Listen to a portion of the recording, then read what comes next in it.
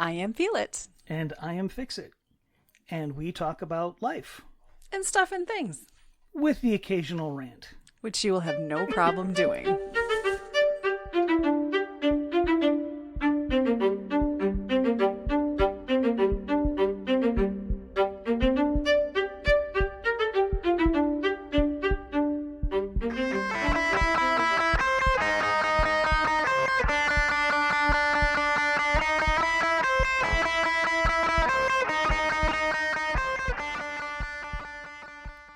Hello. Hello. Good morning, good afternoon, good evening, good night.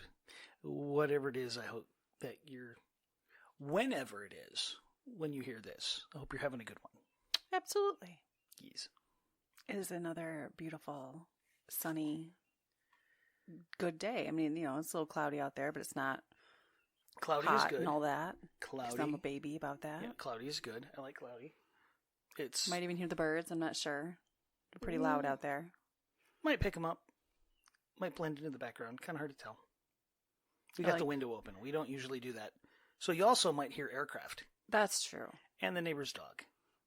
Sorry, we just want to breeze. And I what wanted we- to breeze, and it's nice out. Yes. And what we constantly tell ourselves is fireworks. Well, not this time of day, typically. We don't live in that kind of an area, but I'm not sitting in front of the window, but I can feel it is still nice out. Oh, yes. So I'm trying to, It is make the beautiful house out. It is pleasant great. and fresh and all that before we have to shut the doors for 80 to 100-degree weather, which is coming. Yes. Be a good time. Yes. Yeah, awesome. And thank the Lord the air conditioning still works. Yes. In the 35 to 40-year-old condenser that's sitting out there. I don't know how old it is. I haven't done the math. 85. It was installed in 85. Yeah. And it still works. I mean, we're grateful, and you've had to resurrect it a couple of times. But- well, sort of, yeah. We've been here a minute. Yes. But still, Yeah. it's on the list of things. It earned its keep. It's on the list of things. The fact that it's still holding its own. Mhm.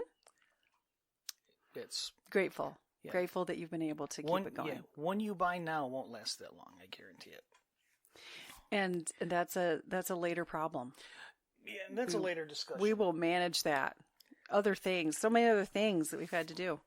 And that's okay. We always figure it out. Usually. We have it. We figure something out. We always figure something out. Rearrange the priorities of the list, but yeah. So Yeah. anyway, We make stuff happen. that kind of weird weather here. Well, I got to pick today. Yes. Yeah. We were discussing what to talk about, and we're both going through our lists of things. There's life and stuff and things happening. But,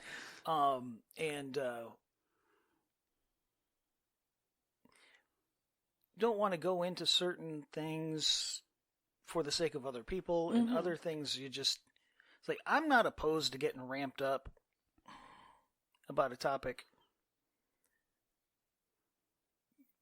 but there's a time and place. We went back and forth about it, Yeah. and because we've already processed some of it Yes. in a previous episode. Uh-huh. Oh, yeah. And now more things have occurred, and Yeah, more things have come to light. And more feelings have Oh, yes. manifested, and it's processing that in a healthy way. And part of that within this is us talking about life, right? Yes. Like, we go through things, people go through things, and then they don't talk about it.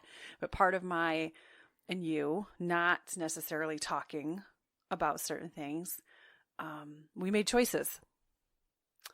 And we do believe that God works things for good when we don't understand, which you can't see his face, but he's making one. Just nodding. um, Need a sound for that. I'm not that creaky yet, but at some point you might hear me nodding. oh, stop. And I've talked about this already, is the premise, even within my counseling, it has been to talk with people about their values and their choices and how to realign them. Kind of the crux of acceptance and commitment therapy is being in tune with that. And we've had an opportunity to reflect on many choices that we have made, and did not realize, of course, over this course of months that it would lead to where it has led. And we've discussed it together. We prayed about things together. Oh, yes. And you praise God, you thank God, you let go and let God, because there were certainly a lot of uncomfortable decisions that have had to be made very recently. But I know even for you, and to speak for you, because you're sitting right here, but it's about not living in regret and maintaining a positive mindset in the decisions that we had made, because we do feel that they were the right ones. And at no point did we ever feel like any decision we made was a wrong one. No. You just didn't realize that you trusted the wrong person. Unfortunately, that does seem to be the case. Didn't realize the way in which you would be used and treated poorly in that. Yes. And there's still things coming to light. And unfortunately, no, we really can't, for many reasons that could really, truly become legal. I mean, that's not an exaggeration. We don't want to go down that road. We're trying to be very careful with that. But Yet. Yeah, maybe someday. But it kind of led us to this. So when I ran across, and we do this, right? We have our prompts to talk most of the time about most things. And we're both at this weird place, right? I'm relieved. I'm relieved in a lot of ways. I spent my recovery from a surgery, not necessarily just sitting around doing nothing. I was on the phone and I was typing some things, and I was praying and processing how to handle a very serious situation and how to be involved in it. And then we decided together how much we would be involved in it. And then we saw that through, and we're still saying our prayers about things that they're not done. No. And I spent my time this morning, enjoying the last of my little break, right? Before, like the last time I'm ever going to have this much time off, not recovering from a major surgery. Even though I just had one, that was a few weeks. It's not like 6 to 8 or whatever, but just trying to enjoy my time and feel blessed in the relief, and like, okay, God, now what? Because we know there could be more to come, but how do we just move forward and heal? And that's going to look different for me. It's going to look different for you, and then us together. Sure. And then our children independently. And when we were talking about what to discuss, I came across something that, you might have seen versions of it, and I certainly don't agree entirely with it. And we'll talk a little bit about that. But what I ran across, whatever you feed will grow. Faith or fear, worry or confidence, doubt or belief. It's your choice what grows. Not entirely what we choose, what grows, but I think that's just more from a spiritual standpoint. I think to a great extent. Well, that and there's a version of that called the two wolves. Mm-hmm. And one, you have two wolves inside you. One that is angry and evil and violent and harmful, and one that seeks peace and growth and harmony and encouragement. And they're both fighting for control, and the one that wins is the one that you feed. And I've always liked that, because feeding the wolf is a conscious choice. It symbolizes active participation in the process. It doesn't just happen. It's actively choosing to think a certain way, to act a certain way, to behave in a certain way. And we all have that all day long. It's every day, 24/7. You have the opportunity anyway. We do. Even if you can't necessarily change what you're doing, you can change how you think about it. And that actually was where I was going to go with that. And I didn't even say that to him. So we're on the same wavelength on that one. Well, how you think is a habit as much as how you behave. I mean, they're physical habits, but we create habits of how we think. You know, if a person is in the habit of thinking negatively about a situation, you literally rewire your brain so that becomes the default action. There genuinely is a neuroscience behind Yes. that. Yes. Yeah. Negativity. Well, and it's not just negativity though. Well, I mean, that quite literally the process of learning. I was going to say a whole sentence, but go ahead. I'm sorry, I did not mean to interrupt. It's okay. But the process of learning is physiologically changing the structure of the brain. You are making neurological connections. It's, you know, that's how we learn. That's how we establish habits.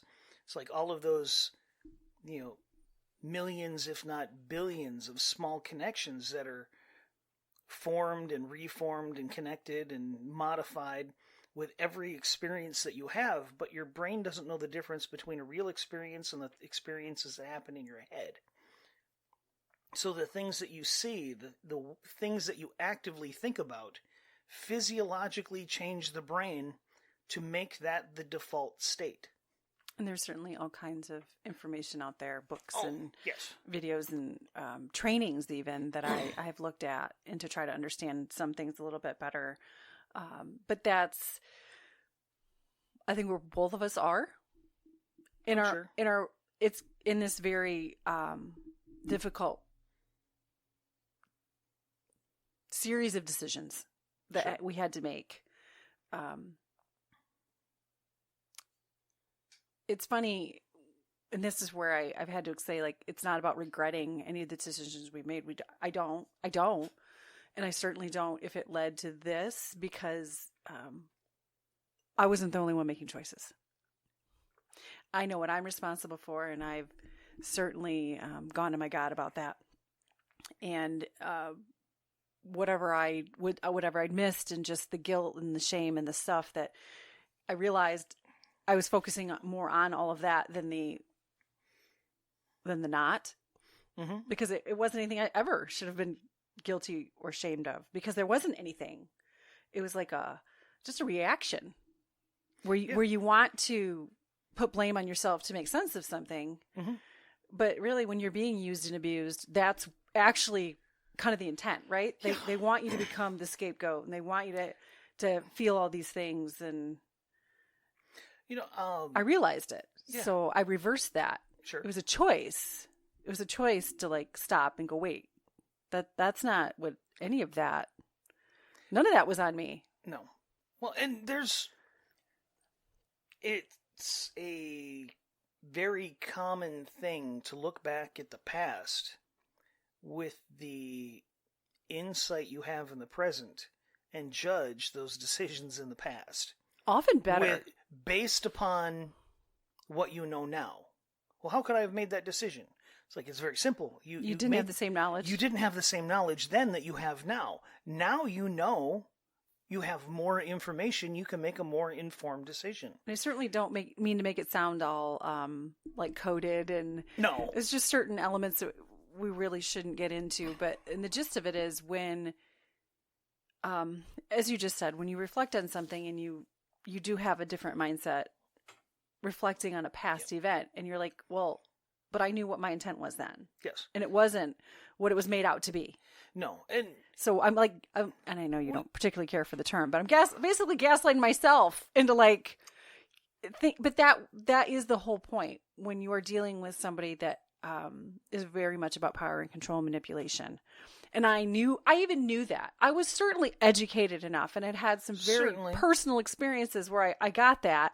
But when that's not what you see coming, like you don't even... The good manipulators are very good at telling you what you want to hear. And then maintaining that for a while so you believe it. Yeah. And then once you believe it, that's when, you truly internalize, yep, this is how this person is. That's when they start adding the other stuff. Because you've established that this is a good person in your head, and that's just an outlier. Until eventually you realize no, the good person was the outlier. All of the things that they said that you liked was the outlier. It was an intentional deception. And what's really difficult is when they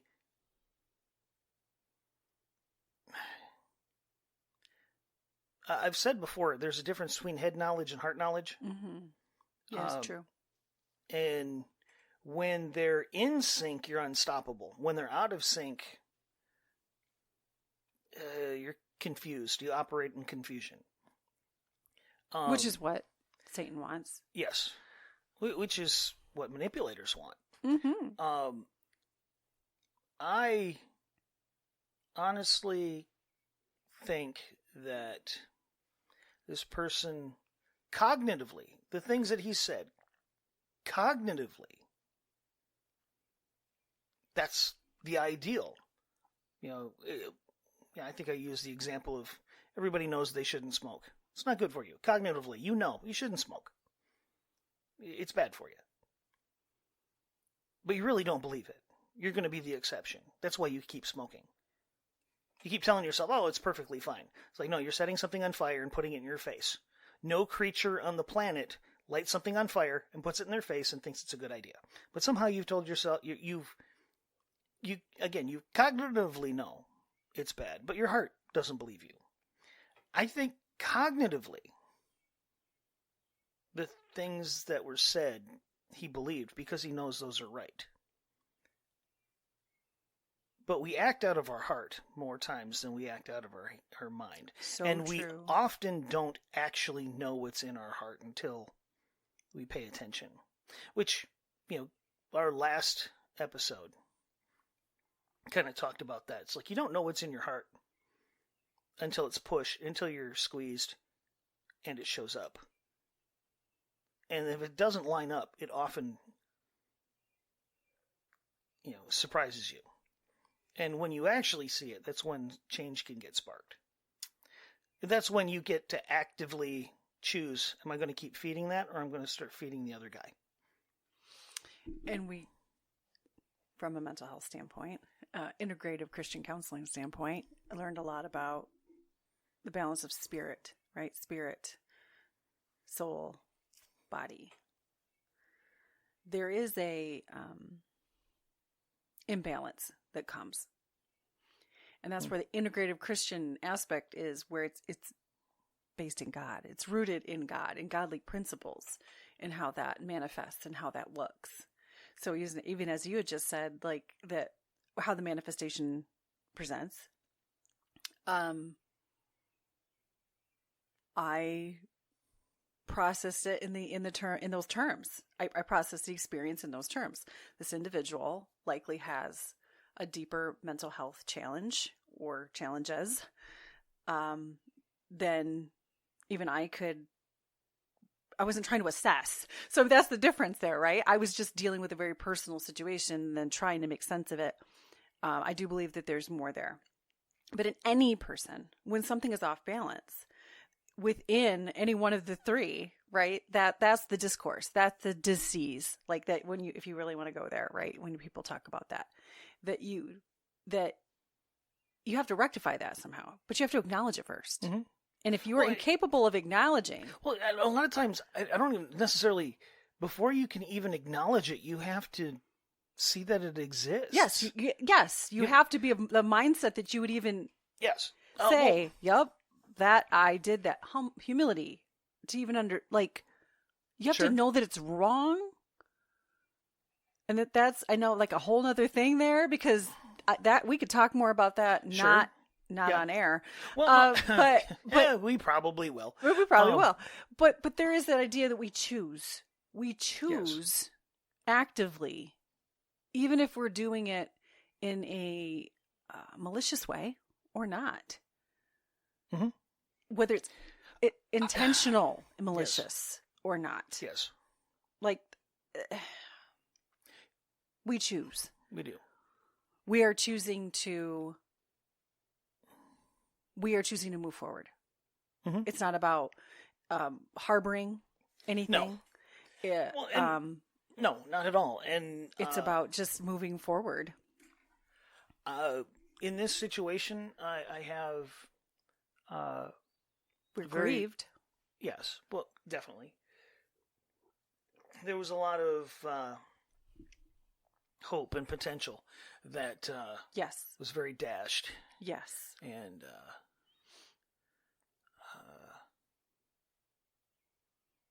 yeah, there's a It's the hurt you were talking about, yeah. a few episodes ago.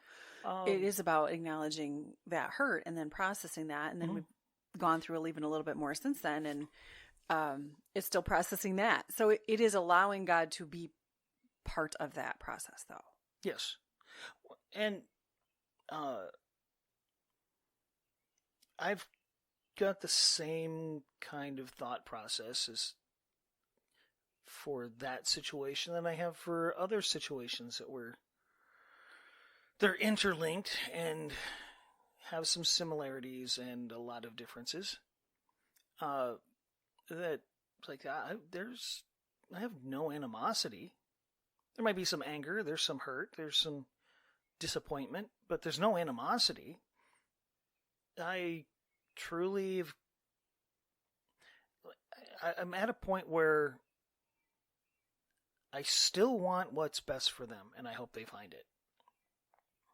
Whatever that is. Whatever that is. And I mean... It's just not And I don't any mean... continued influence in my life. No. Well, and I don't mean what they think is best in their life. Because... Right. What is actually best. Because you're a person and you're stupid. Let's be honest. We're kind of We've dumb. made some stupid choices. Well, everybody makes stupid decisions at times. And that's And that's fine. That's how you learn. You screw up. That's how you learn. But I mean... I should back up. Some very impactful choices. Yes. I apologize for using the word. Yeah, I shouldn't have used that word. You're fine. You're fine. People get it. But I mean,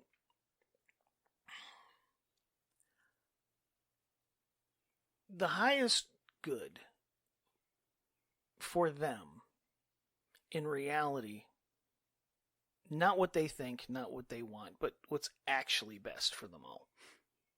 That's what I hope for them. Absolutely. And I hope they see it when it gets there. See, there's I don't do it anymore, and I find that very weird. Some years back, if you went to the customer service counter at your big box stores, specifically like grocery stores, or more like Wally World and the like, the customer service people behind the desk were getting treated poorly. And so they started mounting mirrors behind the service counter so that people had to see themselves when they're interacting with it. And when people saw themselves acting the way that they were to the customer service people, they stopped doing it and started acting like people with a legitimate problem instead of crazy. Entitled and angry and unhinged. Yes, I mean, and I don't know why they stopped doing it, but kind of like relating that back to them, people seeing themselves until they're in a situation where they actually see the reality of what comes out when they're squeezed. Because everybody thinks they're great. Nobody thinks they're the bad guy. Nobody thinks that they're really deep down messed up. Everybody, of course, thinks they're the I mean, that's actually a hallmark of, yeah. Yes, but I mean, it's some pretty severe. A good chunk of it is ignorance. For most people, I would say it's ignorance. But yeah, I think we did the spilled coffee analogy. Mm-hmm. One of it, same kind of thing. It's like until you're squeezed, kind of like an orange. You don't get the orange juice until you crush the orange. It was disheartening to learn that we were well, we already knew we were being set up as scapegoats, but just the extent of some of that, and Yes. and again, forgiving that, like immediately forgiving that for what it was, because that it was just part of all of it. Well, that and holding on to it, harboring any of no it, point. there was no point. There's no point. It was only going to drag us down, and we don't need that. And that's a choice, right? I mean, that Exactly. is an active choice. We have actively chosen that, so it's become less and less conscious of a choice because we've done it so often. It's becoming the habit, right? which is a good habit to have. It's like don't misunderstand. We've forgiven. We've let it go. Haven't forgotten. No. A little too fresh to forget. Because you have to remember. Again, the old adage, those who fail to learn from the past are doomed to repeat it. Forgiveness is not forgetting. Forgiveness is letting go, but holding on to the knowledge of what happened so that you can learn from it. If you don't hold on to the knowledge, you'll never learn from the situation. But if you hold on to it, it'll just make you bitter. It'll make you angry. It'll drag you down. Again, I love analogies, and I love, I steal all kinds of other examples from other people because they're just good. But anger and bitterness, holding on to anger and bitterness is like drinking poison and waiting for the other guy to die. Yeah, I mean, that's a very simple, they don't even, plain... most of the time, they don't even know. They don't think about you or care about you enough to even think about you twice, let alone worry that you're mad at them. Well, there's many aspects to it that, like, we've said we really cannot get into. But even processing it together and then processing it out loud for these purposes, and I was tying it into this prompt, is the idea of choice, right? That we choose everything. There are some things that happen to us. Oh, sure. But then how we respond is that choice, right? And there's some great quotes out there. Maybe I'll use a prompt for one of them sometime. But even for this simple thing, which, like I said, I could disagree with it a little bit, and I'm not going to pick the whole thing apart. Sure. But even when this idea that you, like anxiety, for instance, where it says faith or fear, whatever you feed will grow, faith or fear. Worry or confidence, doubt or belief, it's your choice what grows. You can have anxiety about something and still perform in it. Sure. Well, I think in that regard, and this is about positivity. Well, it's about positivity, but I also think I've told our girls since they were tiny, there's nothing wrong with being scared of something. But you can't let it win. Listen to it, but don't let it drive. It's like, okay, you're scared, like scared of driving. Okay, you're still going to drive. You don't have to be 100% comfortable. You have to be capable. Yeah. Yep. The roller coasters. We took them to Michigan Adventure, and it's like, okay, you're going to go on one. You're going to go on one. We'll take the smallest one. You're going to go on one because you're not telling me you don't like it until you've done it.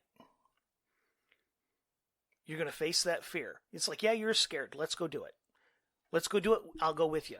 But if you give in, the one that you feed is the one that grows. If you give in to anxiety, especially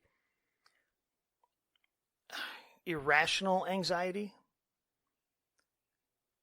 if you give into it, it gets stronger and it becomes harder to overcome next time. And before you know it, you're crippled by it. Okay, and I'll back up from the thought I was actually going to go with and back that up and say, if you feed anger, right? Oh, definitely. That's another part of it. Exactly what we've been talking about for the last several minutes. It's about feeding any of that, the shame, the doubt, the anger, the things, because I know on the side of righteousness what my intent ever was, what my words ever were. Yes. God knows, and that's where I had to lay that. And is there a disappointment? Yes, Definitely. Yes, and many other feelings. Very much so. Yes. But it's what you feed, right? So with this, is your choice is what grows. What struck me when I was reading it, and I kind of reread it a few times, like, it's not always actually a choice what grows. It's a choice what you focus on. True. And I'm going to take like even the spirituality side out of that, but it is what I was saying, like what happens to you. We've talked already about what the things that have happened with us. Like, yes. These were not choices. No. Well, and what grew even out of them always. How do I want to word this? I'm not the person I was a year ago. I'm not the person I was 2 years ago.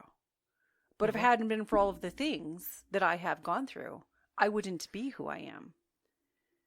And yes. It was an active choice yes. to continue to try to grow, to be better.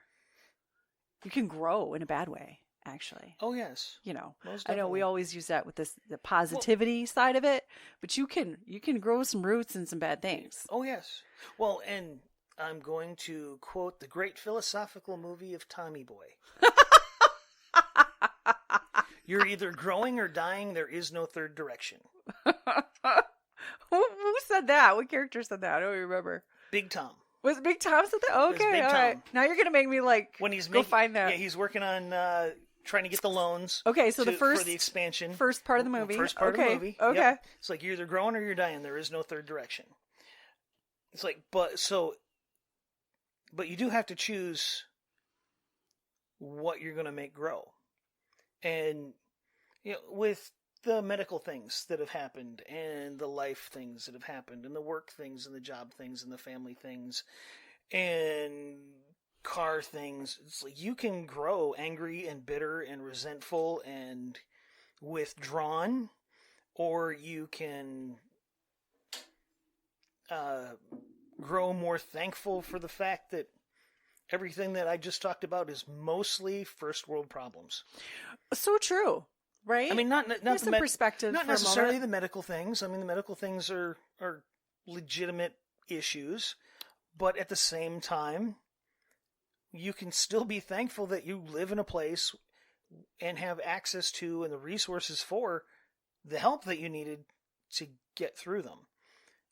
Or Yes. you can get bitter about, you can get angry about the fact that you got to deal with it at all. Oh, I mean, we faced things we have those that moments. were, of course, and I mean, we could go down a whole nother trail with all that, but certainly, yes, I can appreciate what you are saying. There was, and I do believe, and for all things, there is an element of being angry. Sure. Be angry. Be upset. That is okay. There is healthy anger, despite Yes. what people might say. There is just very unhealthy ways that it's often expressed. Yes. There's and how long we remain in it. Yes. And that is also true. Then it could be that for self-doubt. It could be that for things. Like the alarm system that goes off in your head. Yeah, well, right? Those things are triggers. Yeah. Yes, you can be in balance to a degree, and some things are a little extreme, and that's when you get some help with that. Yes. But that's... Well, it's if you again, if you make yourself actively watch yourself, pay attention to your behavior, your reactions, and create, feed that part of you that's trying to grow. And it starts to become a habit. It's like, hey, you know what? That was irrational. Why did I do that? That doesn't make sense. Why am I blowing up about this? Yes, it's irritating, but this is disproportionate.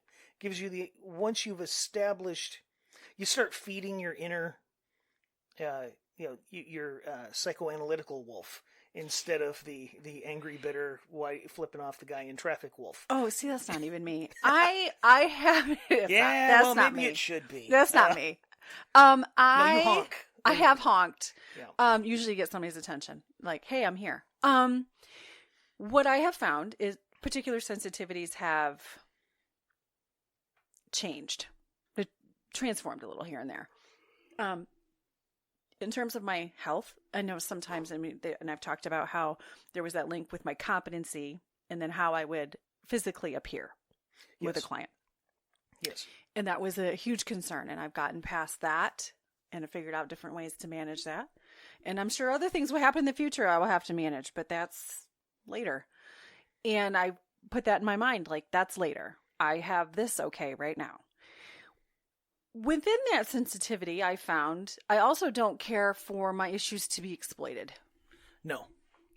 At all. Not at all. Oh. Not even remotely. I don't, and even presented in this form of like, I'm going to talk with you like I care about what's going on with you, just so I can eventually flip this to something that I care about and need and want. That has definitely become more heightened, and unfortunately, because it was abused a little bit, I'm probably going to be a little bit more sensitive about that. I'm being honest about that as I work through it. Yes. Another thing I'm particularly sensitive about is my family. My family. Individuals I care about, but my family, most prominently. Yes. That's an active choice. That there is never going to be a circumstance that I will not defend when it's warranted. Mm-hmm. You know, I'm not talking like, oh, they did something terrible and I'm going to like make it like they're an angel and there was never a problem. No. I'm talking like you're not going to badmouth or exploit my family in any way, shape, or form for your purposes. Well, you figured out a while ago when it's like, you can think poorly of me. That's fine. Yep. You can say That's you fine. can say things. Well, not you, but like them in general. Yes, they can think whatever. The world, they can think whatever about as me. I'm literally experiencing right now. They can think whatever they'd like. They can talk about me. How about they ask me? As long as it's true, I don't care. They can talk about me. I don't care. Whatever. It's like just I'm very sensitive about dishonesty. Misunderstanding is one thing. Dishonesty is another. But you can talk about me. You can insult me. You can stress me out. You can whatever. But you're off limits. Me. You. You're staring at me. Yeah. Me. Yeah. Don't mess with my wife. You are off limits. My girls, they're off limits.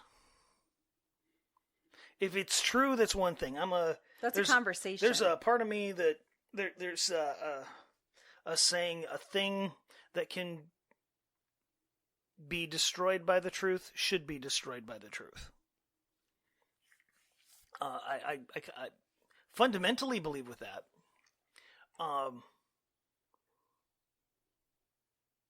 Not necessarily that I think there's a lot of things that could be destroyed by the truth that don't deserve to be destroyed. Fair enough. Because sometimes the truth is the truth of what was, not what is. Just as a caveat.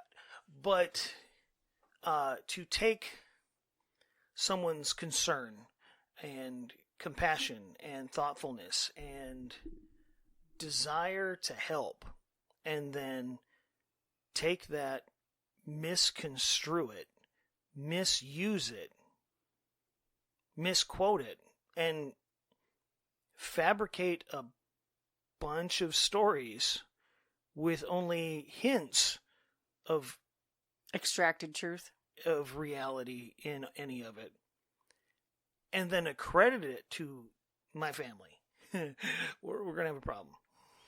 See, and I brought that up because that is part of a choice. It's my choice to feel that way about my family. Certainly. And my health. Certainly. My faith, even. Yes. That is my choice. I do not feel that it is wrong. I am not convicted in any way, shape, or form that is an inappropriate way to think or live. No. Now, that isn't to say that, again, I don't have animosity. However, I'm going to stand in that gap and we're leaving. It's like, no. That's, nope. nope, I'm removing them from this situation, and don't you ever do that again. And it's not that our kids didn't make their own choices. Our girls made their own choices. Oh, no. They but- weren't as any yeah. thrilled than we were, and they didn't even. No. Yeah. No, they weren't. But They are learning about choice. yes. And it's on us. If we're not healthy in where we are, then how can we have ever presented anything healthy to them? Sure. And we have always done our best, no matter what we were going through, to teach them those things. Yes. Right? Well, and to focus appropriately, to and we've utilize feelings, Yes. like in the way in your examples, yes. right? Well, And these are young ladies that have anxiety issues. So, I Yep. mean, this has been very real for us. yes. And Well, we've always taken that very seriously. And I'm not saying, and again, it was concern and compassion and caring that was misused. It's like, It is, and that has come up in this household, even with, a near 21-year-old and an 18-year-old. Like, yep, Yes. how did this go so sideways? We don't know. We don't have answers. But this is what we would like you to focus on. If if there's anything we could speak to you right now, this is what it is, because this is what we're trying to do. yes. And it is about what you feed, if you want to use that word, Yeah. right? What you want to focus on, Yes. what But you want to well, put the energy into. They use feed. You can use focus. You can use different terminology for the thing that gets the attention is the thing that grows. Now you could call it feeding it. You could call it focusing on it. You Sure. can call it all kinds of things. I guess it would depend on your how you visualize it and your personal While you analogy still for it. maintain a healthy amount of praying and processing and grieving. Yes. And that we're in a situation we've never been in before, and we are grown adults, right? Yes. Like, we've been through some things. Yes, we have. And this is a little different. And as I even said a few episodes ago, if I hadn't been through such painful, odd, unexpected personal things in the last year and a half, I probably would have a different mindset. But I was already at a place where I had shifted my focus, and I am proud of the attitude I have now and the strength that I have maintained, mental, physical, emotional. Because this was different. Like I said, this is different, but it's focus. Mm-hmm. And then also then shifting a mindset, entering a career where it is important to be filled up, to pour out. Yes. And even if that is a client that does not choose to have integrative Christian counseling, it is still important to be able to provide a positive perspective. And that's impossible if all you are, in a truly effective manner, if all you are is angry and hurt and not trying to live a righteous life, I guess, for lack of a better term. The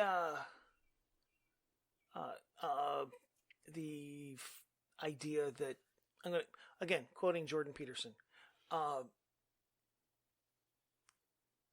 you still have to have something. It's like we have our faith and the concept of God that's taught in the Bible, that we've learned, that we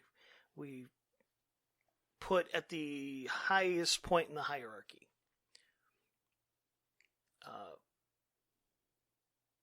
If somebody doesn't have that faith, they still have something in that position, that highest possible good. And the thing they feed should be that thing that lines up in that highest possible good. So, yeah, they might not want the integrative Christian counseling, but which I've had a few clients that preferred not. At some point, they still have to figure out what's at the peak, what's their pinnacle, what's that thing sitting at the top of the heap. It's the same, theory of counseling that I would utilize. It's just a different tone. Yeah. So, I mean, for those people out there that might wonder, it's like there's something at the peak, and whatever it is at the peak of your hierarchy functions as God. Yes, I mean we talked about that. That's the idea. Idea. But that is, and it's like at the bottom is those things that you can focus on. It's like, and the ones that are going to bring you closer to your personal, the top of your hierarchy are those things that you need to feed. You starve the one and you feed the other. Whichever one you feed is going to get bigger and it's going to get stronger. And, we've decided to starve the bitterness and feed the forgiveness and the gratefulness as much as we can. Doesn't mean that, in the heat of the moment that some table scraps are going to get thrown into the other wolf, but... And we're not, I mean, that's the moments, right? But those are the moments. Grieving is not linear. No. Processing a situation is not linear. No, You're not go at all. around and back and forth. And yes, it's what are they? It's like that ball of yarn. Yeah. The very first time I ever saw it, oh my gosh. The name just went out of my head. What? H. Norman Wright, the book. Yeah. About grieving. I think it's more like that ball of yarn with, it's like labeled in like different chunks. Like if Yep. you unroll it, it's going to be scattered. Yes. See, there was a visual image every now and again. It's like if you've experienced loss, if you've experienced serious trauma, there are things, it's like you think you're fine and then something hits you. Yeah, it's a trigger. Whatever that trigger happens to be. And there's millions of them. Could be a smell, could be a movie, a sound, a ringtone. Something hits that button. Yeah. And I saw a visual of, it's like you have a ball. And inside the wall of that ball is a button. And then inside that ball with that button is another ball. And that ball is your grief. Or not the grief, but the cause of that grief. So as the ball's getting rolled, the main ball is getting rolled around, every now and again, that trauma is going to bump that button, and you're going to hit that grief button again, and you're going to re-feel it, and you're going to re-experience some of that.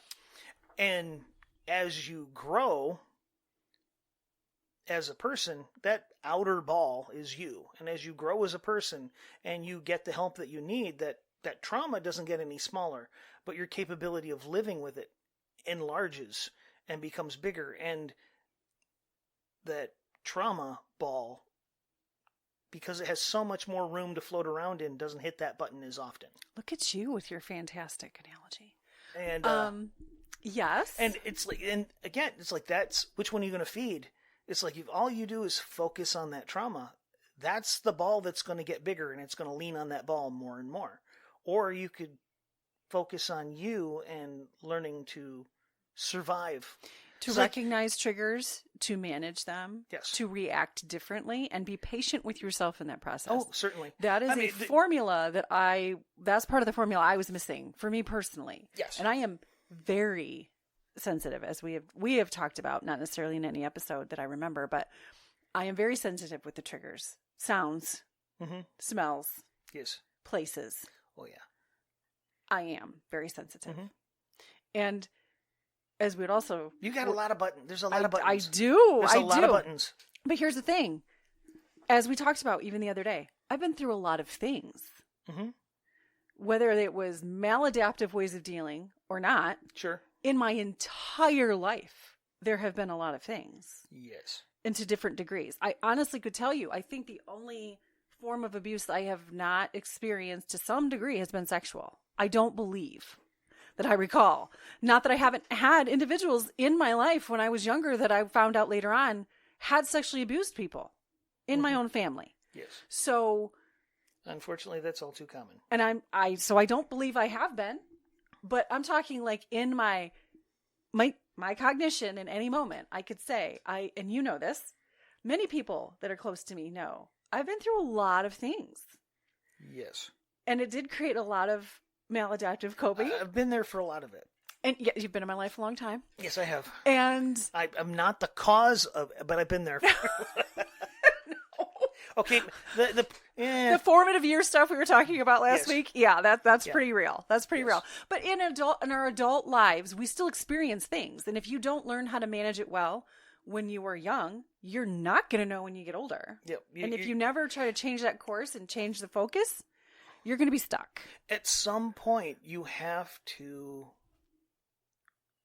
All right, well, let me back up. You have to something has to happen for a person to become cognizant of the fact that it's not working. Sometimes it's somebody talking to them. Sometimes it's another tragedy that just puts them over the brink. And then once they realize this isn't working, then they have to actively choose and focus on getting better.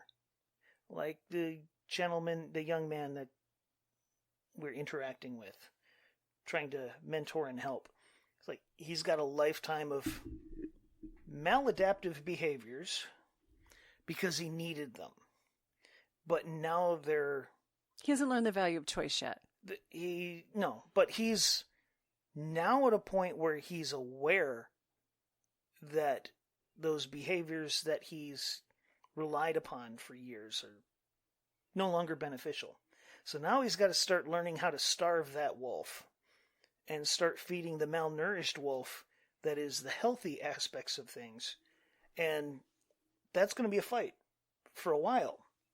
And it has to be a conscious, active process. It's not going to happen on its own. That kind of healing is a fight. It's a slog through the mud. And then you just mentioned the word healing. It's not possible to heal all the things at once. That's God. If that's going to happen, that's Him. And honestly, and here's... for those people, it's like, well, why doesn't God just automatically heal that? It's like, it's because that's a whole nother episode. Well, and I can't speak for God for every situation all the time because, not me. There's a lot of things I'd do different if I was in his position, which is probably why I'm not in his position anyway. But at least in part, it's in the process that we learn the lesson we need to move forward. So you don't get strong by having an easy life. You get strong by having difficulties. And you don't learn how to problem solve without having to figure out how to slog through a problem. It's in the healing that the growth occurs. It's the process of healing where the miracles happen. It's not always being healed. It's the process. Who you become for His glory. And it's in that process that you learn how to relate to other people that are in a similar issue, which I think is one of the reasons why we have so much compassion for other people. Because, been there. It's like, well, you don't know. No, trust me. Trust me, brother. Maybe not exactly where you are, but... I might not have played the exact hand that you were dealt, but I have definitely played that game. In keeping in the line of choice, right, and what you focus on, what we individually and as a couple choosing to move forward in life, right? And we've spent the last several months since the kidney removal. Sure.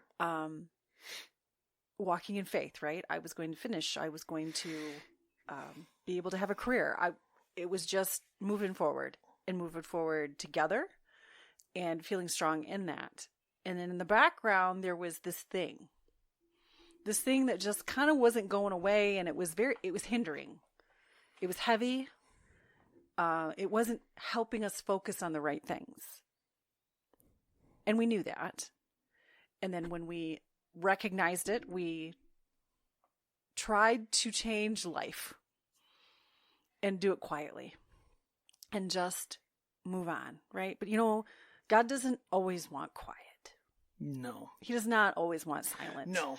And for me, I know it's kind of a joke, right? Well, what's wrong with me and the things that happen to me, kind of take my voice every once in a while and take that. And we've had a little discussion about that. What would the future look like? And I try not to think about it. I've just been told different scenarios by doctors. And it's just one day at a time. That's a later thing. And I think of that and that joke, like, really, God, well, I still got a voice, right? Mm-hmm. If this is what you want, okay. But there's a peace in it. There's a peace yes. in not being silent. though we thought that was the best thing to do. Well,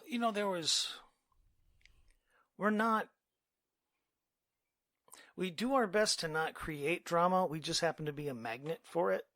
We were part of it. We were made part of it. Well, no, I mean... That was not... I mean in general, not just this specific situation. For the most part, we strive to not be the cause of drama. But... No, I got enough of my own. We have our own stuff going on, but we do our best to not turn it into drama. However, we do tend to attract drama like a magnet. But in this current situation, we tried to leave quietly. We didn't want to rock the boat. We didn't want to stir up trouble for anybody. Nope. We wanted it to be just, it's like, it was just... We're just going to move on. Let's move forward. We're just going to move forward. We're going to... heal and grow and all of that. And when people realize, it's like, wait, what? You're leaving? What? How? Well, and when you're... I've been a background character. That's kind of my natural state. Which is what makes doing this so ironic. Sort of. Now, I've always been kind of opinionated and talkative and all of that stuff, and I'll have a heated conversation with almost anyone on almost any topic. But at the same time, I'm hardwired to be support. It's just my nature. If I'm part of a team and that team needs something, it's like, hey, we need this done. I got it. And I'll take off and I'll take care of it. And they don't have to think about it again. It's just going to get taken care of. That's who I am. I don't need you to say thanks all the time. You don't have to say thanks for everything I pick up. Just when the place is clean or the job is done, go, thanks. I'll be good to go. I'm the guy that sits in the background and makes sure that everything that's within my capabilities to control is taken care of and goes off smoothly.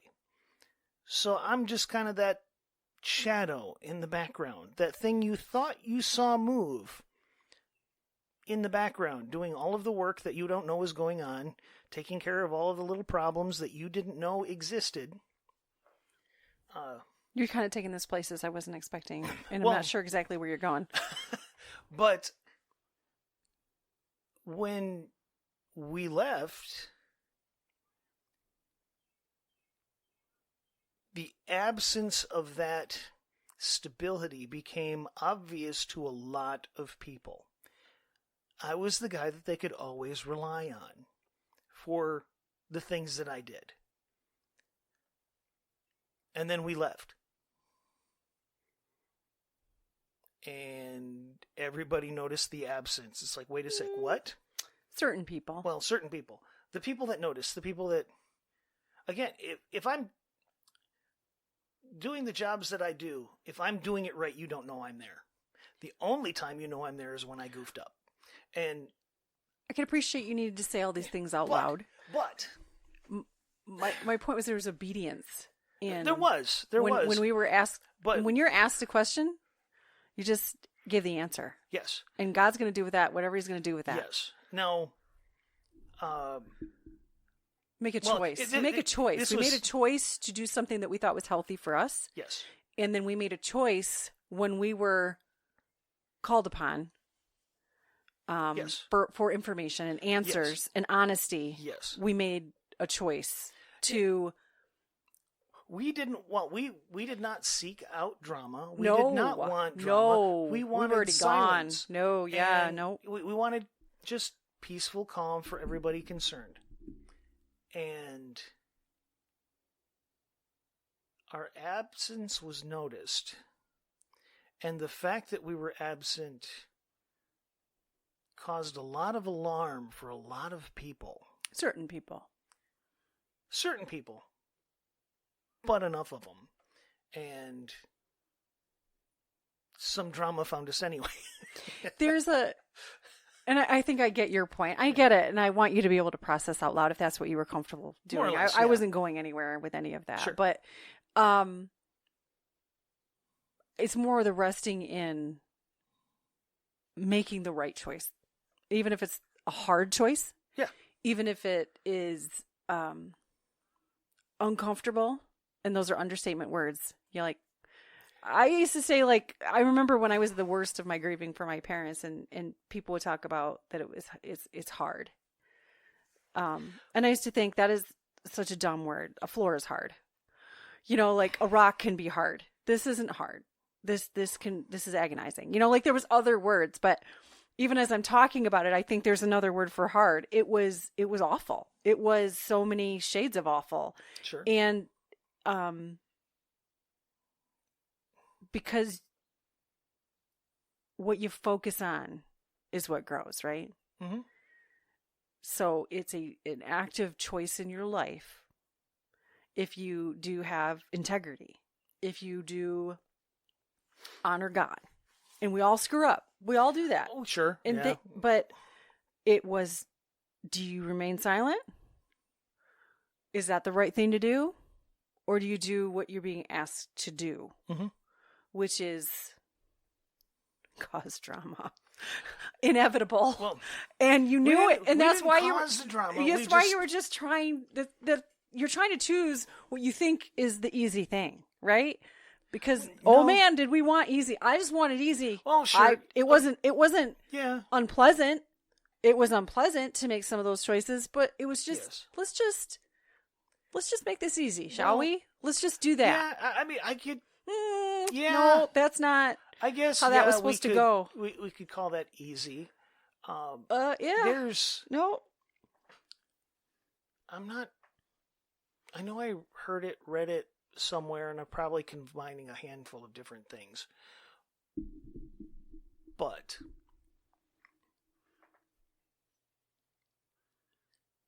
the right thing is usually simple.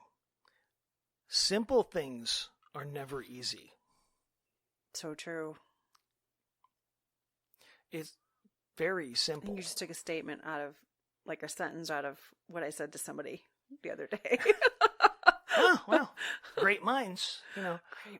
You've learned well. I know, right? You've learned well, my young Padawan. Thank you. I was waiting for that.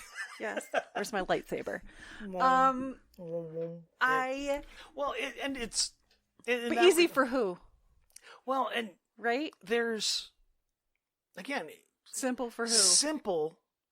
Simple concepts like fix the car.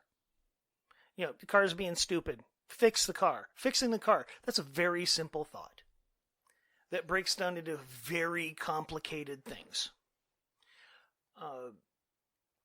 Often, the simple things require the most amount of hard work. The easy thing, the thing that doesn't take any work is almost never the right thing. In fact, I don't know if it's ever been the right thing. But if it's truly easy, it's generally not worth your time. Almost anything worthwhile is going to take effort. Which again, going back to the feeding things, it takes effort to focus on the right things. It is easy to focus on the bad things. That's where we gravitate to. We want to be angry. We want to be, persnickety. We want to be sarcastic and mean and cruel and selfish and all of those other things.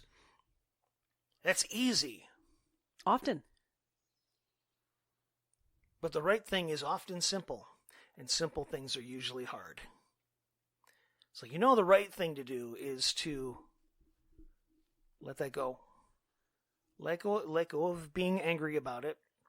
It's not benefiting you. It's causing you harm, and it's not hurting them at all. The best way to hurt them is to let them know that you're not hurt. Simple. Genuinely. Simple. That is so simple of a concept, and it's so hard to live out because it takes a lifetime of conscious effort to focus on letting it go. in a healthy way, forgiving in a healthy way, moving forward in a healthy way, learning from the situation in a healthy way. All of that takes conscious effort, and it's freaking hard because it goes against our nature. But it's like working out. The first couple times you're trying new exercises and new motions and new weights and new activities, and you feel awkward and tired. I wouldn't know anything and about that. Weak, and it's like you're sore for a couple of days, and you're like, oh, this is just These are foreign this concepts. is not worth the. It's like this is just terrible. As I would have been complaining about lifting again because I haven't done it in 3 weeks.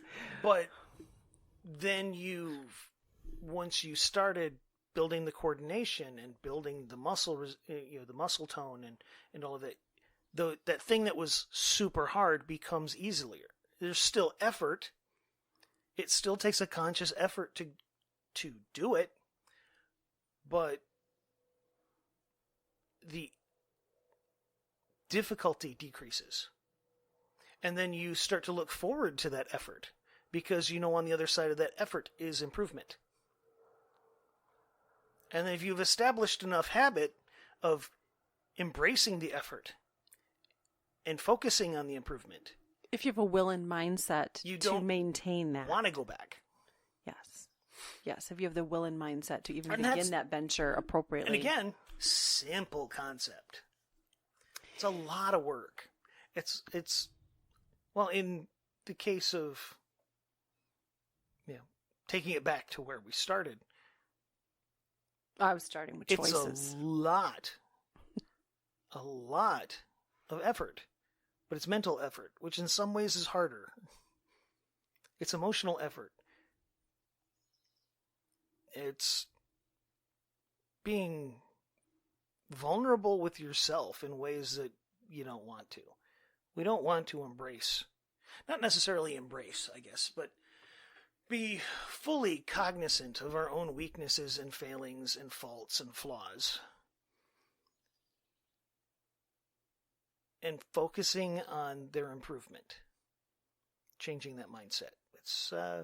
That's work. It's a simple idea. It's a lot of work. And it sucks for a long time. Because you really don't want to. It is so much easier to be a rat bastard. Whoa. That's a word. It is. But I can use it legitimately. My parents weren't married. Wow. Just saying. Wow. Just saying. Well, thank you for that very candid opinion of yourself.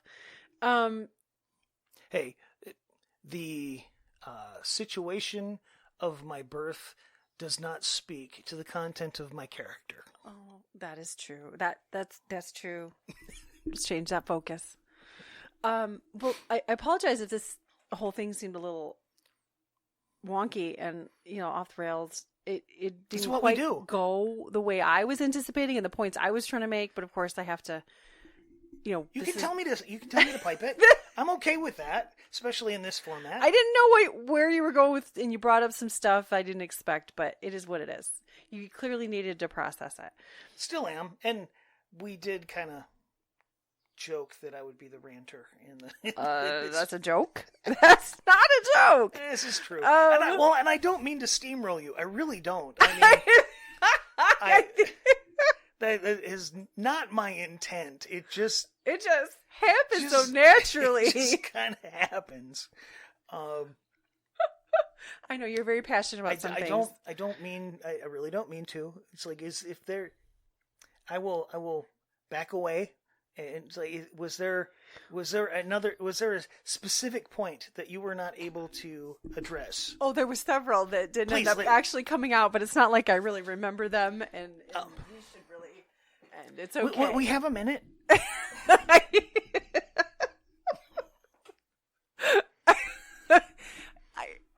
I really intended this to be more about healthy choices.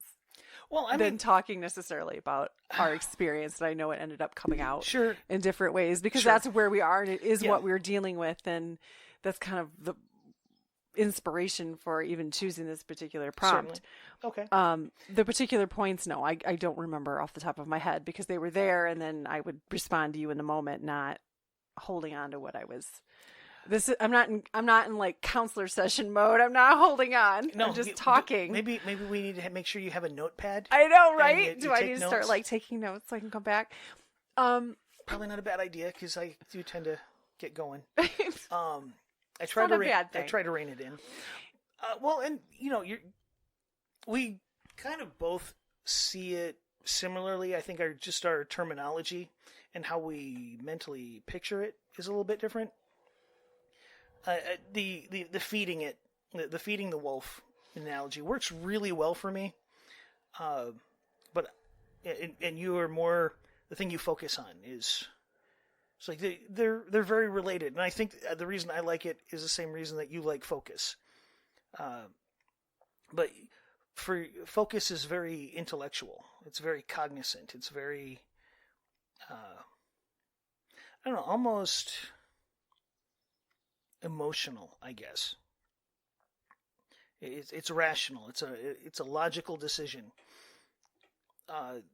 The wolf analogy is more primal, I guess, and I think Fair. I think that's why it resonates more with me. It's like that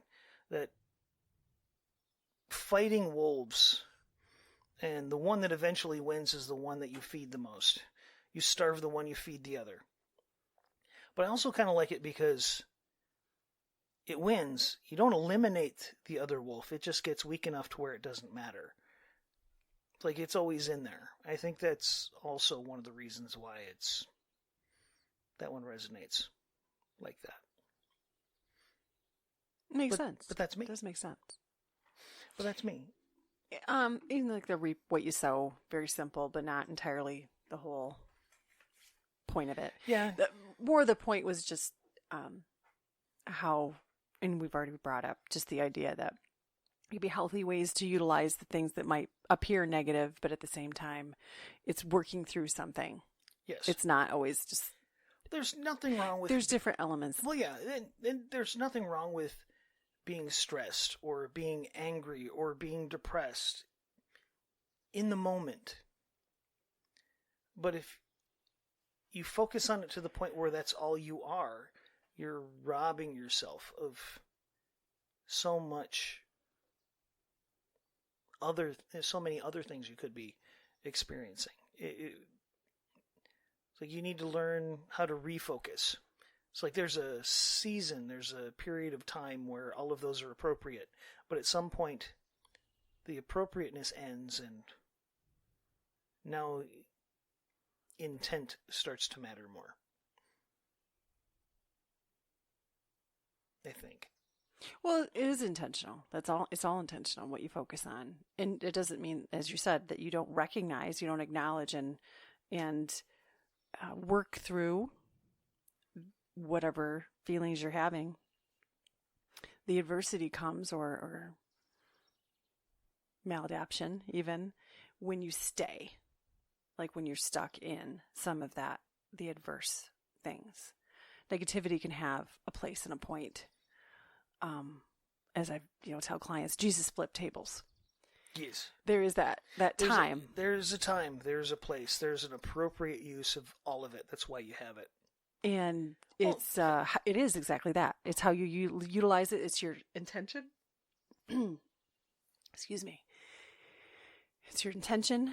It's your mindset even. And God already knows that, right? Like, so if you're a believer, you know that there's that piece of all of that. And then where you lay it down. And even you're not a believer, it's still where you lay it down. You still just let go of something. It doesn't mean that there isn't the residual within you that can have its place. It's just the moving forward with what it is that you're feeling and that you've learned and that you have gathered from it. So much more to it. But the point of that particular prompt was just looking at the idea that choices, it does come down to choice. Mm-hmm. Because even with the hand you're dealt, you still got to choose what to do with it. Yes. Period. And it's doing that in a healthy way, whatever that looks like. And that is coming from somebody who has been stuck in cycles and not had the best mindset always, or the best encouragement I'm getting better. You haven't been the only person in my life. I'm aware. It'd be simple if we only had one, right? But no, like any one person would have like dozens in a day. It just depends on your life. It would be boring. Sure, right? Well, and I'll happily admit that being open and encouraging is not my natural state. I have to be conscious. My actions in that regard have to be very intentional. Just saying. And then as we pointed out too, and we did talk a little bit about the influence to have on your family and your circle, no matter what that is. It does have that ripple effect, right? Great metaphor or analogy, depending on the version of it. But yes. So thank you for giving me an extra minute. But I not that I could really go back and remember all the things. That wasn't even all the things I actually remembered. I but did not, it's fine. Yeah, like I don't mean to steamroll. I can tell you're passionate. It's okay. So again, apologize. There's a little clustery. Got some stuff out there. Hope there was some meaning that was gotten from this. Hey, we really will get back to lighter, like genuinely lighter. Well, hopefully the chaos is entertaining. Well, sure, that too, right? You're just entertained. Well, yeah, educated and edutainment. Edutainment. That's good. Is that already a thing? Yes. Oh, dang. Yes. We need a new word. Okay. Edutainment. You just want to roll with that. I'll just roll with that. Anyway. Okay. All right. Now we're just going. Okay. And breathe. So, everybody. You're reading a prompter over there. Sorry. I'm not doing that. Sorry. Pause. And scene. Okay. I'm Fix It. I'm Feel It. We hope you join us in the future. Until next week. You have a great one.